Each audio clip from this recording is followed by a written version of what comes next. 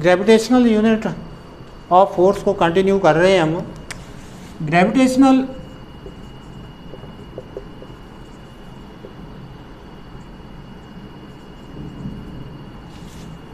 Unit of force, तो gravitational unit of force क्या है? जब इससे पहले हमने एब्सोल्यूट यूनिट ऑफ फोर्स पढ़े, अभी हम ग्रेविटेशनल यूनिट ऑफ फोर्स पढ़ेंगे। तो ग्रेविटेशनल यूनिट ऑफ फोर्स को डिफाइन कर रहे हैं, it is the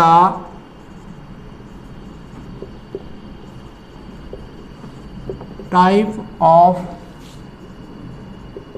unit in which gravitational force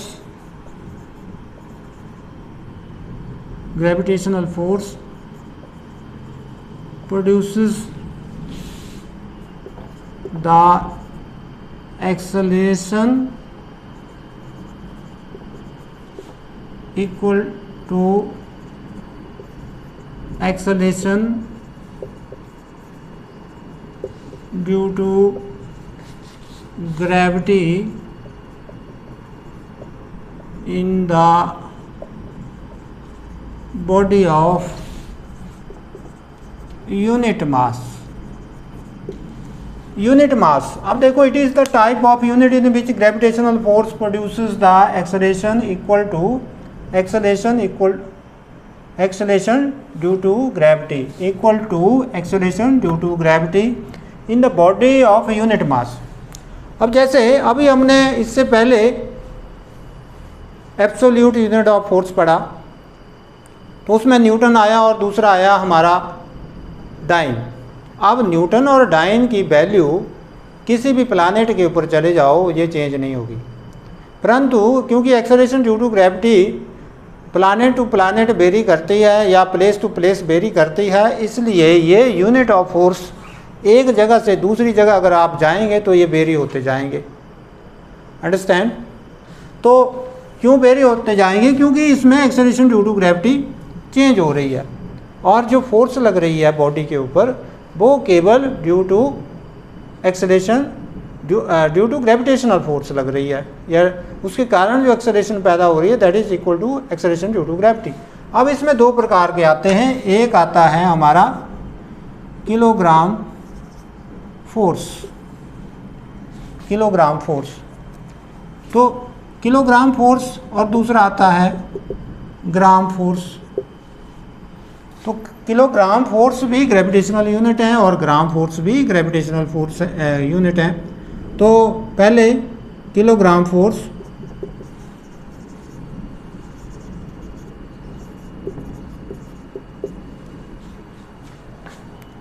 it is the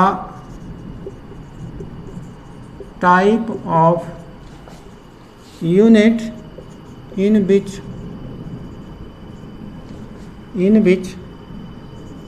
gravitational force produces the acceleration of 9.8 meter per second square in the body of 1 kilogram mass। Body of 1 kilogram mass. अब देखो 1 kilogram force that is equal to, अब देखो that is, अब kilogram force that is 9.8, इतनी acceleration पैदा हुई। अब mass कितना था? That is 1 kilogram. What is that? 1 kilogram. तो हमारे पास क्या हुई? 9.8, understand? So that is kilogram metre per second square, यानी 1 किलोग्राम फोर्स जो होगी that is equal to 9.8 kilogram metre per second होगी।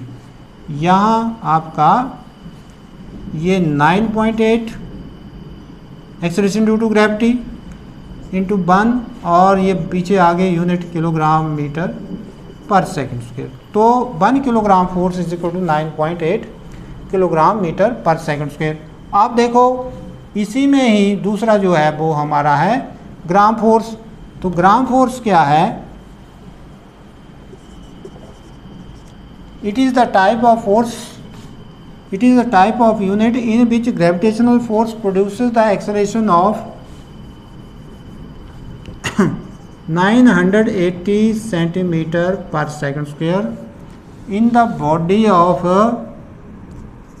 1 gram mass। तो देखो यहाँ पर इसको भी हमने डिफाइन कर दिया दूसरे को। तो दूसरा क्या आया? 1 gram force is equal to, अब देखो ग्राम तो एक यूनिट हुआ, अब centimetre per second square. So what is this? This is 980 gram centimetre per second square force हुई। तो these are the unit of force, ये फोर्स के यूनिट हैं। अब बात करेंगे अब इसका थोड़े सा कंसेप्ट के बारे में बात करेंगे कि Newton second law of motion, how it is conceptual view देखेंगे इसका कि कैसे ये डिफरेंट सिचुएशंस में डिफरेंट वे में काम करता है। तो इसमें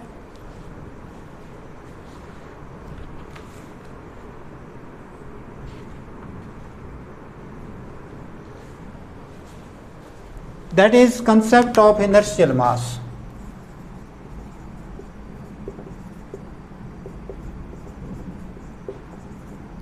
इनर्शियल मास की बात कर रहे हैं। इनर्शियल मास का क्या कंसेप्ट है इसमें? तो न्यूटन सेकंड लॉ की बात चली हुई है। फ्रॉम न्यूटन सेकंड लॉ या NSL भी बोल देते हैं इसको, Newton second law of motion. From Newton second law of motion, force is directly proportional to mass या force is equal to mass into acceleration. अब देखो फोर्स बढ़ रही है तो एक्सेलरेशन भी बढ़ रही है, परंतु consider two bodies of masses m1 and m2 having a acceleration a1 and a2। ये एक्सेलरेशन है। तो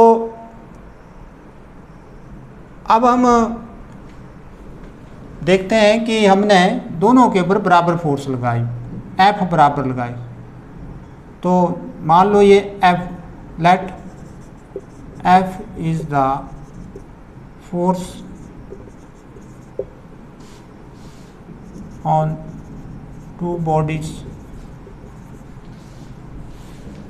सो F is equal to m1 a1, ये एक्सेलरेशन पैदा हुई। और दूसरा F is equal to m2 a2, ये एक्सेलरेशन पैदा हुई। इसका मतलब क्या हुआ कि m1 a1 is equal to m2 a2। अब देखो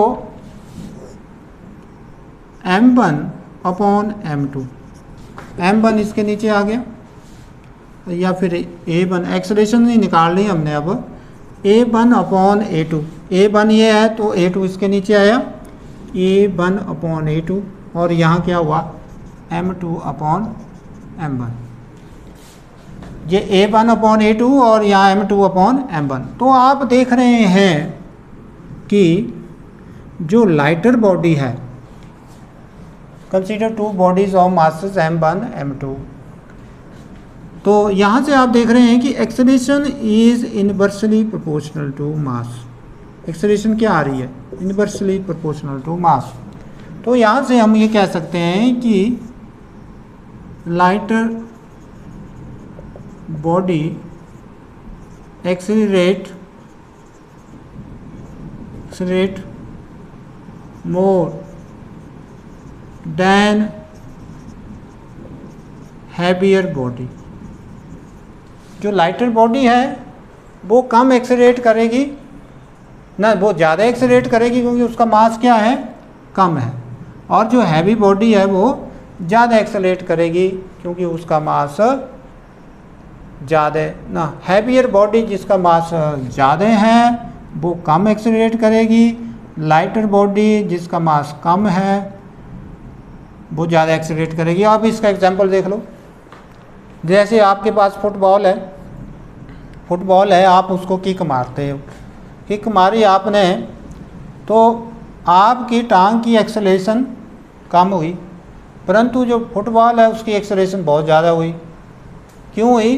क्योंकि आपकी टांग का जो मास है वो ज़्यादा है, उसकी एक्सेलरेशन कम होगी, और जो फुटबॉल है उसका मास कम है इसलिए उसकी एक्सेलरेशन ज़्यादा होगी।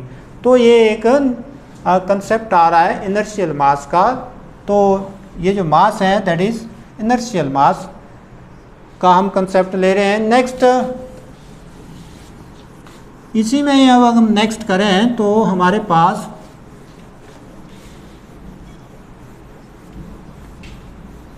सेकंड आता है कि Newton second law is used to find the force, that is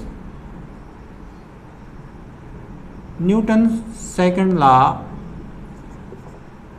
of motion SLM is used to find force, that is you have F is equal to dP upon dt and F is equal to d upon dt mb, so but you have F is equal to m dB upon dt and then you have but m into a। सो इस ढंग से Newton second law of motion जो है वो force को भी find out करने के लिए प्रयोग किया जाता है। अब इसके बाद अगर हम नेक्स्ट देखें,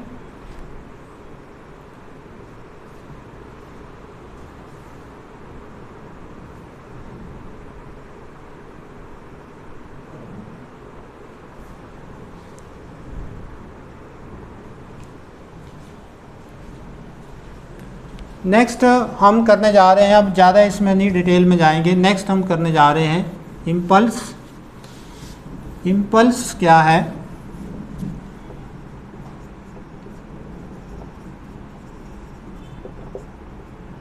इम्पल्स, अब आपने देखा हुआ है कि कोई भी फोर्स जो है शॉर्ट ड्यूरेशन के लिए अगर बिल्कुल थोड़े फ्यू सेकंड के लिए किसी के ऊपर काम करती है तो उसमें जो रिएक्शन है वो एकदम इंस्टेंट होता है। जैसे अभी आप बैट और बॉल का कांटेक्ट देखें तो वो थोड़े टाइम के लिए है कि force is acting on the ball by the bat is only for a short duration of time.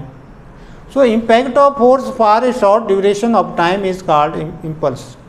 कि किसी भी फोर्स का किसी बॉडी के ऊपर जो इम्पैक्ट है अगर वो शॉर्ट ड्यूरेशन ऑफ टाइम में लग रहा है, कम समय में लगा रहे हैं आप उस फोर्स को, तो वो इम्पल्स है।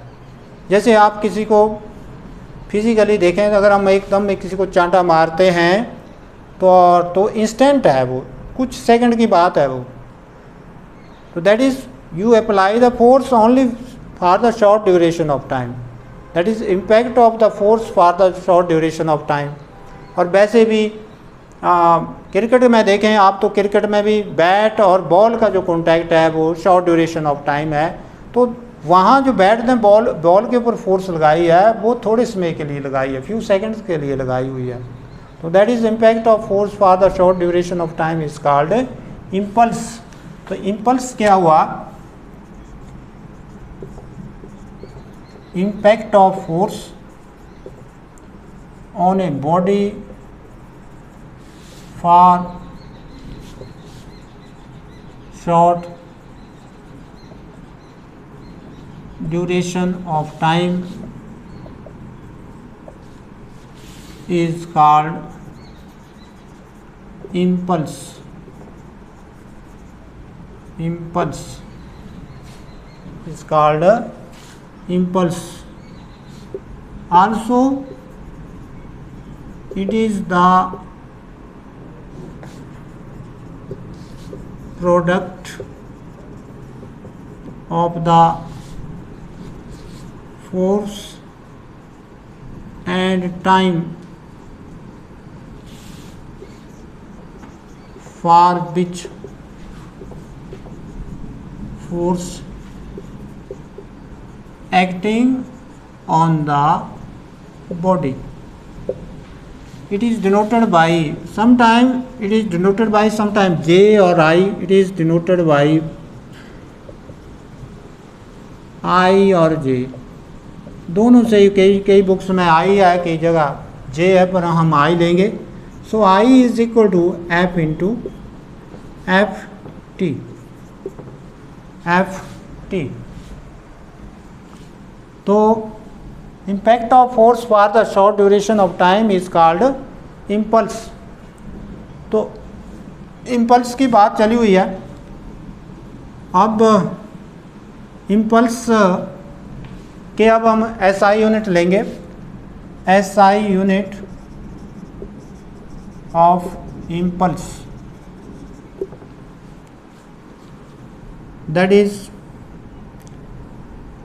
यहाँ लिख लेना आपने, where F is the force, T is the time. अब यूनिट की बात चली हुई है तो यूनिट हमने पहले भी डिस्कस किए हुए हैं जो डायमेंशंस में की बात हुई है. तो देखो फोर्स के यूनिट क्या होते हैं, kilogram metre per second square, time second. तो यहाँ से अगर आप देखें तो किलोग्राम मीटर पर सेकंड, ये इसके क्या आए, इम्पल्स के क्या आए, ये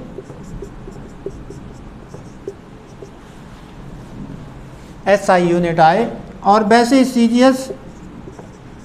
CGS unit of impulse, that is gram centimetre per second. तो इस ढंग से हम लोग इम्पल्स के बारे में पढ़ रहे हैं. अब देखो इसको हम ड्राइव करने जा रहे हैं. अगर next is the impulse momentum theorem. Impulse momentum theorem. Impulse momentum theorem क्या है कि impulse acting on a body is always equal to change in its momentum. Impulse momentum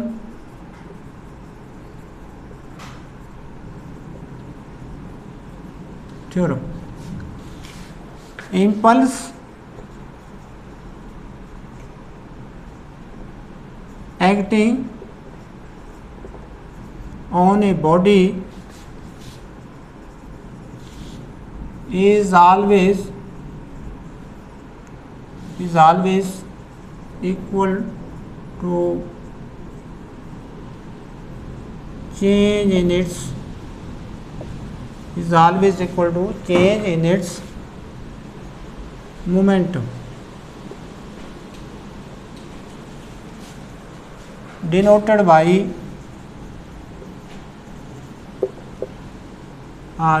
इसमें डिनोट तो करेंगे नहीं आप लोग. Impulse acting on a body is always equal to change in its momentum. तो अब आप इसको ड्राइव करने जा रहे हैं from Newton second law of motion. Force acting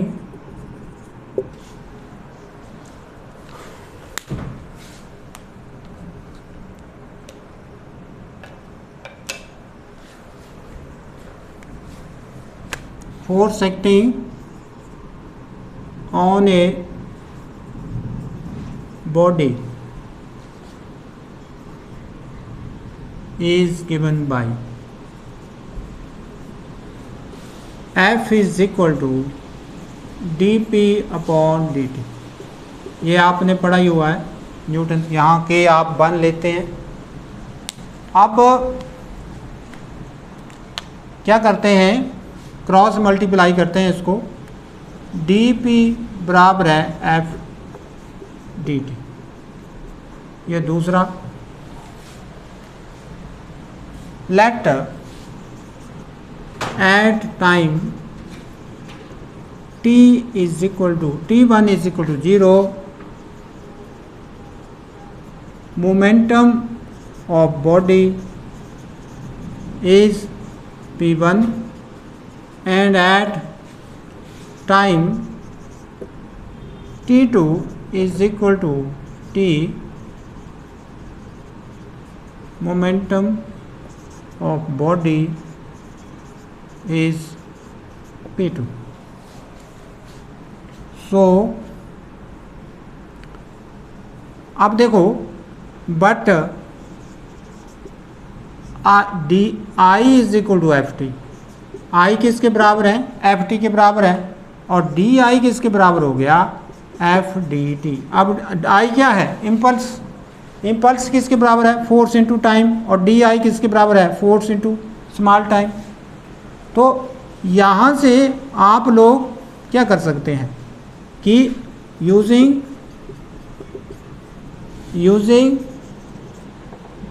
3 into 3 को हम किस में यूज़ करेंगे, 2 में, तो हमारे पास क्या आया, D I is equal to D P. D I किसके बराबर आया, डी पी के बराबर हुआ। अब टोटल इम्पल्स निकालना है हमने, क्या निकालना है, total impulse. For total impulse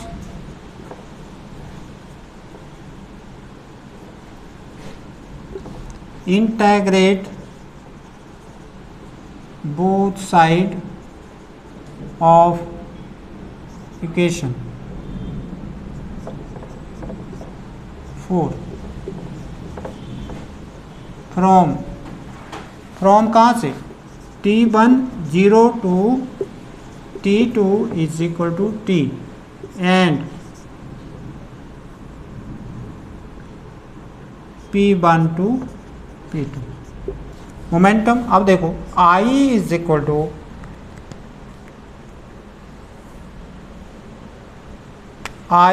equal to integration of D I, ठीक है, कहाँ से, P1 to P2, understand, P1 to P2। अब कहाँ है, dp, और dp की इंटेग्रेशन क्या होती है, p, और p की लिमिट क्या है यहाँ पे, P1 से P2, P1 से क्या है, P2 है। अब हम यहाँ पर I हमारे पास क्या आ गया, P2 minus P1। What is this, this is change in momentum of body. तो यहाँ से क्या आ रहा है कि impulse acting on a body is always equal to change in momentum of body. So we have impulse acting on a body is always equal to change in momentum of body। तो इस ढंग से आप लोगों ने ये तैयार करके ले आना है इम्पल्स, और साथ में Newton second law of motions की कुछ टर्म्स जो आपको आज बताई गई हैं वो आप लोगों ने ठीक ढंग से तैयार करनी है।